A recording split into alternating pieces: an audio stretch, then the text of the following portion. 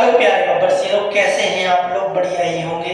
प्यारे साथियों, आज मैं आपको लेके आया क्लास नंबर 6 केमिस्ट्री की मैराथन। प्यारे साथियों, और बढ़िया है, आप लोग पढ़ाई अच्छी चल रही है प्यारे साथियों आपका।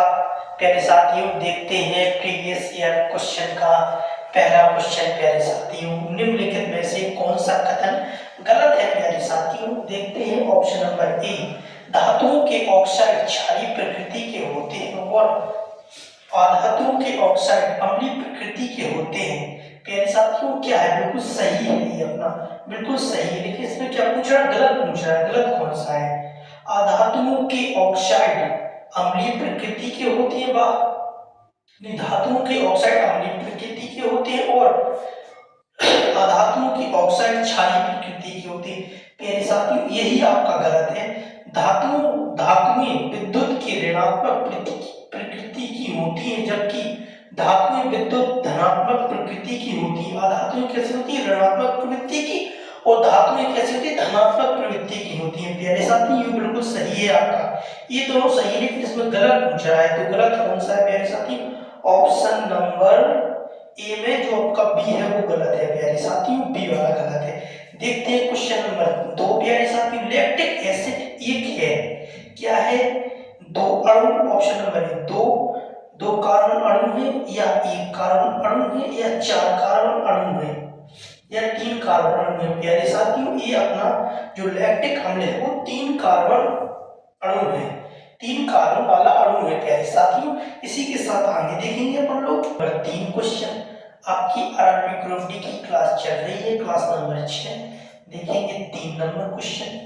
पीएच पेपर को मिल्क ऑफ मैग्नीशिया में डुबोने पर हल्का नीला रंग दिखाई देता है। यह दर्शाता है कि मिल्क ऑफ मैग्नीशिया है कैसा है?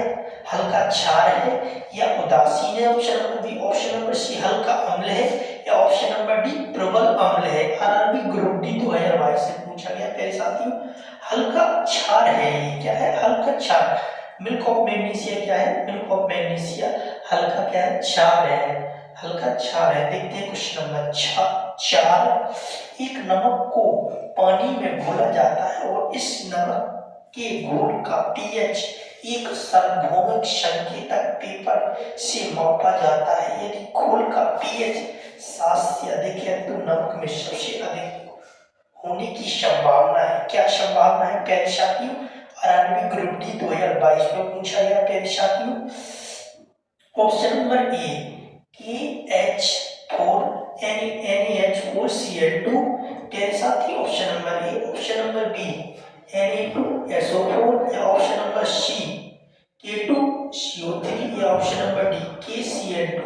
प्यारे साथियों, ऑप्शन नंबर सी, K2CO3 है प्यारे साथियों। देखते हैं क्वेश्चन नंबर 5। एक दुर्बल अम्ल तथा उसके लवण के विलयन को कहते हैं, क्या कहते हैं? उदासीन विलयन कहते हैं। Option number A. Option number B, buffer विलयन कहते हैं। ऑप्शन नंबर सी, अत्यधिक अम्लीय विलयन कहते हैं। ऑप्शन नंबर डी, क्षारीय विलयन कहते हैं। आरआरबी ग्रुप डी ये भी 2022 से पूछा गया, इसे कहते हैं बफर विलयन। क्या कहते हैं? बफर। आप लोग बफर खाने जाते हैं, उसी को ही बफर विलयन कहते हैं। बफर विलयन, जैसे आप बफर खाने जाते हैं उससे आप कर लीजिए बफर विलयन। क्या है? बफर विलयन। मेरे साथियों, इसकी आगे देखना क्वेश्चन। जब अम्ल तथा क्षार को जल में मिलाया जाता है तो क्या होता है प्यारे साथियों? प्रति इकाई आयतन में आयनों की सांद्रता बढ़ जाती है।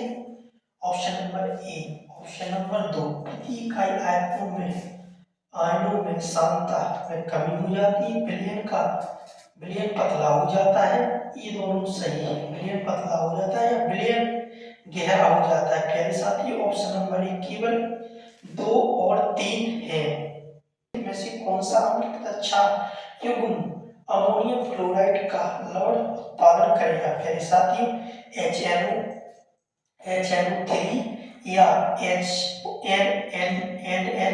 NH4OH। Option number A. Option number B, H2SO4 या NH4OH, या ऑप्शन नंबर सी, HCl या NH4OH, या ऑप्शन नंबर डी, HCl और NaOH का NaOH।